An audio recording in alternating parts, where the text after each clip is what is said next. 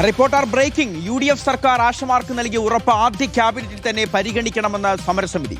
UDF സർക്കാർ തങ്ങൾക്ക് അനുകൂലമായ തീരുമാനം എടുക്കുമെന്ന് കരുതുന്നതായി സമരസമിതി നേതാവ് എസ് മിനി. LDFന്റെ തോൽവിക്ക് ആശാസമരം വലിയൊരു കാരണമായിട്ടുണ്ട്. ഈ സർക്കാരും പരിഗണിച്ചില്ല എങ്കിൽ വീണ്ടും സമരവുമായി മുന്നോട്ട് പോകുമെന്നും മിനി റിപ്പോർട്ടറിനോട് പറഞ്ഞു. വാക്കുകളിലേക്ക്.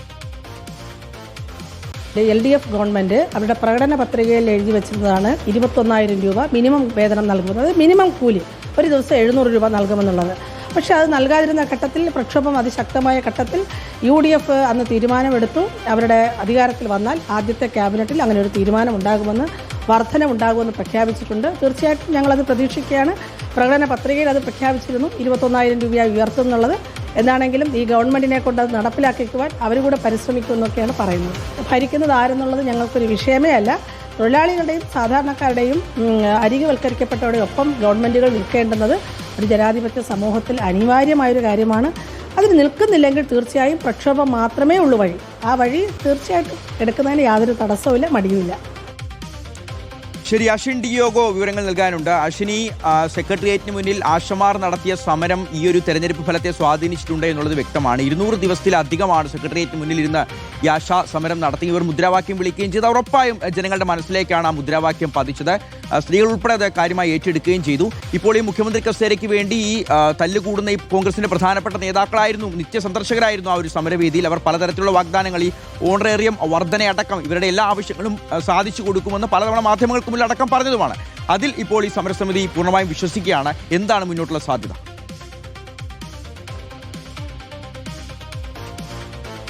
ഷിഹാസ് നേരത്തെ സൂചിപ്പിച്ചതുപോലെ തന്നെയാണ് സമീപകാലത്ത് കേരളം കണ്ട വനിതകളുടെ ഏറ്റവും വലിയൊരു പ്രക്ഷോഭമായിരുന്നു സെക്രട്ടേറിയറ്റ് പടിക്കലിൽ നമ്മൾ കണ്ടത്. ആശമാരുടെ സമരം, അവരുടെ മിനിമം വേതനം ഉയർത്തണം, അതുപോലെ തന്നെ പിരിഞ്ഞു പോകുന്നവർക്കുള്ള ആനുകൂല്യങ്ങൾ നൽകണം തുടങ്ങിയ 2 പ്രധാനപ്പെട്ട ആവശ്യങ്ങൾ ഉന്നയിച്ചുകൊണ്ട് ഏതാണ്ട് 250ഓളം ദിവസമാണ് ആശമാർ, പ്രായമായ സ്ത്രീകൾ സെക്രട്ടേറിയറ്റ് മുന്നിലെ ഈ ഒരു കനത്ത വെയിലും അതുപോലെ തന്നെ മഴയും സഹിച്ച് അവിടെ ഉണ്ടായിരുന്നത്. ഈ സമരത്തിന്റെ ആദ്യ ഘട്ടം മുതൽ തന്നെ പിന്തുണ പ്രഖ്യാപിച്ച് കോൺഗ്രസ് നേതാക്കൾ പല അവസരങ്ങളിൽ ഈ വേദികളിൽ എത്തിപ്പോകുന്നതും പ്രസംഗിക്കുന്നതും നമ്മൾ കണ്ടതാണ്. അവർക്ക് വേണ്ടി നിയമസഭയിലടക്കം അടിയന്തര പ്രമേയങ്ങളടക്കം കൊണ്ടുവരുന്ന സാഹചര്യവും ഉണ്ടായിരുന്നു. പക്ഷേ ഇത്രയെല്ലാം ചെയ്തിട്ട് പോലും അവരുടെ ആവശ്യങ്ങൾ അംഗീകരിക്കാതെ ഇറങ്ങിയ സർക്കാരിനെതിരെ ഒരു പ്രക്ഷോഭം ഉണ്ടാകും, അല്ലെങ്കിൽ ജനങ്ങളുടെ ഭാഗത്തു നിന്ന് ഒരു തിരിച്ചടി ഉണ്ടാകും എന്നുള്ള കാര്യം അവർ അന്നു തന്നെ പറഞ്ഞിരുന്നതാണ്. അതിന്റെ തുടക്കത്തിൽ തന്നെ ഈ തദ്ദേശ തെരഞ്ഞെടുപ്പിൽ നമ്മൾ അത് കണ്ടതുമാണ്. പക്ഷേ അതിനുശേഷവും ഒരു രമ്യമായൊരു ചർച്ചയിലൂടെ പരിഹരിക്കാവുന്ന ഈ ഒരു പ്രശ്നത്തെ അവരെ ഏതൊക്കെ തരത്തിൽ അധിക്ഷേപിക്കാൻ കഴിയുമോ നമ്മൾ കണ്ടതാണ്. CPM നേതാക്കളെല്ലാം തന്നെ വലിയ തരത്തിൽ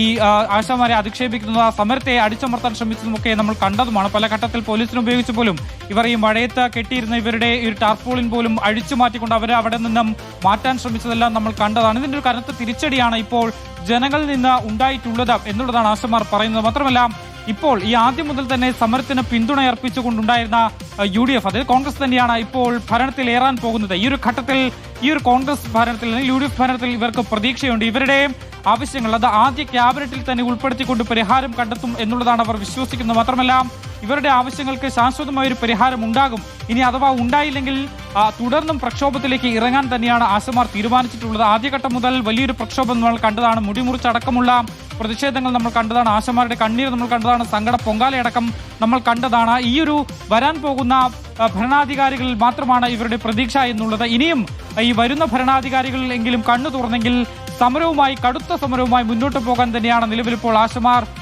തീരുമാനിച്ചിട്ടുള്ളത്. അതിന്റെ തുടക്കത്തിൽ ഒരു മുന്നറിയിപ്പാണ് അവർ നൽകുകയും ചെയ്തിട്ടുള്ളത്. ആകെ ഈ വരുന്ന UDF ഭരണത്തിലാണ് അവർക്ക് പ്രതീക്ഷയുള്ളത്. ഈ നേതാക്കൾ, UDF നേതാക്കൾ പലപ്പോഴായി ഇവരുടെ സമരവേദിയിലടക്കം വന്നതുകൊണ്ട് തന്നെ അവർ നല്ല പ്രതീക്ഷയിലാണ്. ആദ്യ ക്യാബിനറ്റ് ചേരുന്നതോടുകൂടി ആശമാരുടെ പ്രതീക്ഷ അത് വാനോളം എത്തും. ഈ ഒരു ക്യാബിനറ്റിന് അവസാനം ഇവരുടെ ഈ സ്വപ്നങ്ങൾ സാക്ഷാത്കരിക്കും, അല്ലെങ്കിൽ അവരുടെ ന്യായമായ ആവശ്യം അത് അംഗീകരിക്കപ്പെടും എന്നൊരു വിശ്വാസത്തിലാണ് നിലവിൽ ഇപ്പോൾ ആശമാരുള്ളത്. ഷിഹാസ്.